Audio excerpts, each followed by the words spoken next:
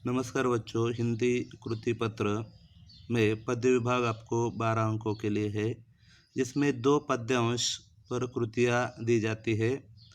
हर एक पद्यांश पर 2 आकलन कृतियाँ जो कि 2-2 अंकों की होती है और तीसरी कृति पद्यांश का भावार्थ लिखने के लिए कहा जाता है।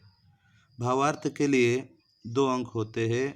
इस तरह से हर पद्यांश के लिए 6 अंक होते हैं। इसके अनुसार आज हम चांदनी रात इस कविता का स्वाध्याय या एक पद्यांश उदाहरण के तौर पर देखेंगे। जैसे कि आपको इसके लिए प्रश्न रहता है कि निम्नलिखित पद्यांश पढ़कर सूचनाओं के अनुसार कृतियाँ कीजिए।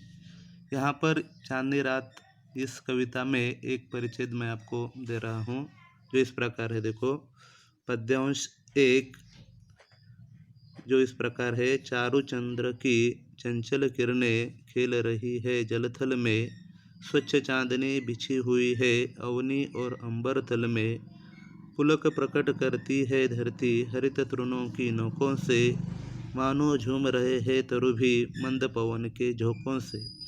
तो इस तरह से आपको यहाँ पर एक परिच्छेद दिया है।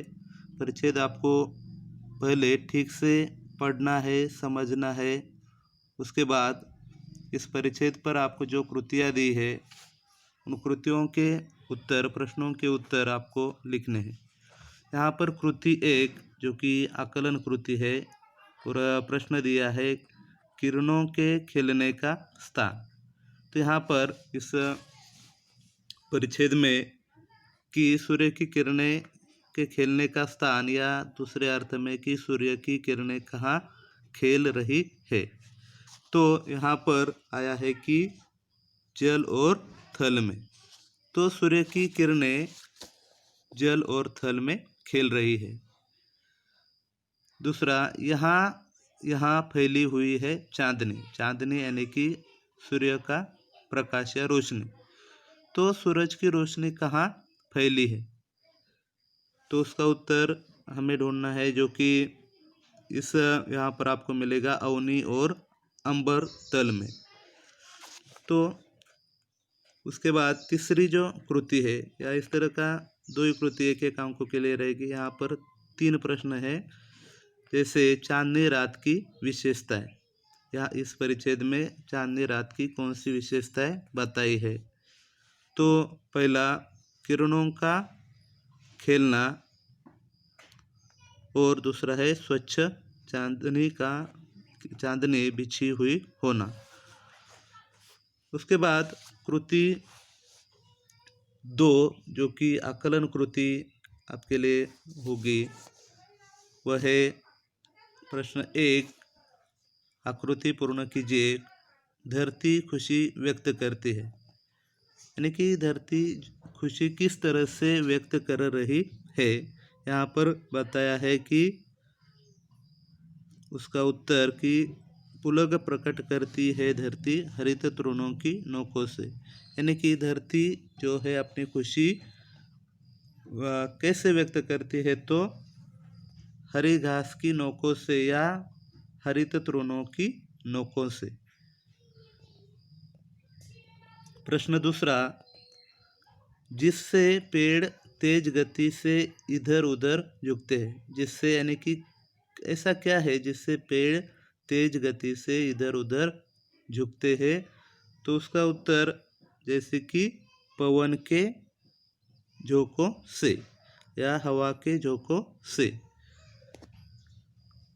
तीसरी कृति, पद्यांश में आया सौर मंडल का प्रसिद्ध ग्रह, यानी कि इस पद्यांश में सौर मंडल का एक ग्रह का नाम आया है, वो कौन सा है, जो कि है अवनी। अवनी का अर्थ होता है, अवनी यानी कि धरती या पृथ्वी।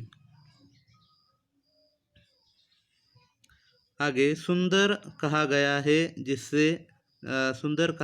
जिसे वह, यानी कि इस परिच्छेद में सुंदर किसे कहा गया है, तो वह है चंद्र।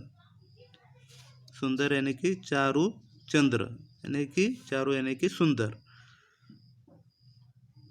आगे की चांदनी रात की विशेषताएं। इस परिच्छेद में आई हुई चांदनी रात की विशेषताएं, एक तो हरी घास का लहराना या हरित तृणों का लहराना, दूसरा कि मंद पवन का चलना, मंद पवन के झोंकों का चलना या मंद पवन का चलना।